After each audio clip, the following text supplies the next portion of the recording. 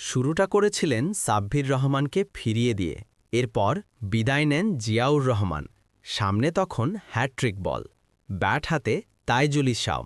প্রশ্ন একটাই, এই চাপের মুহূর্তে কি নিজের ক্যারিয়ারের প্রথম হ্যাট্রিক তুলে নিতে পারবেন রিপন মণ্ডল?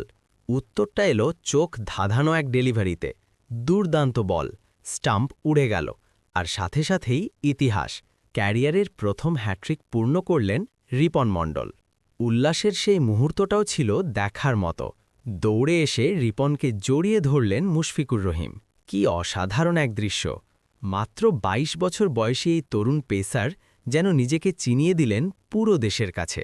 চলতি বিপিএলে রাজশাহী ওয়ারিয়র্সের হয়ে নিজের বোলিংয়ের রীতিমতো ঝড় তুলেছেন রিপন মণ্ডল।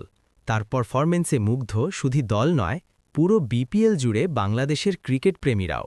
এই প্রথম মনে হচ্ছে রিপন মণ্ডল আসলেই লম্বা দৌড়ের ঘোড়া। তাকে ঘিরে দেশের ক্রিকেটের স্বপ্ন যে এখনও অনেক বাকি। হ্যাট্রিক বলটার কথা একটু ভাবুন, যেভাবে তাইজুল ইসলামকে ভুল করাতে বাধ্য করেছিলেন, তাতে স্পষ্ট বোঝা যাচ্ছিল হ্যাট্রিক করার দৃঢ় আত্মবিশ্বাস নিয়েই নিজের শেষ ওভারে এসেছিলেন তিনি। সেই ওভারে ছিল গতি, লাইন লেন্থ আর আত্মবিশ্বাসের নিখুঁত মিশেল।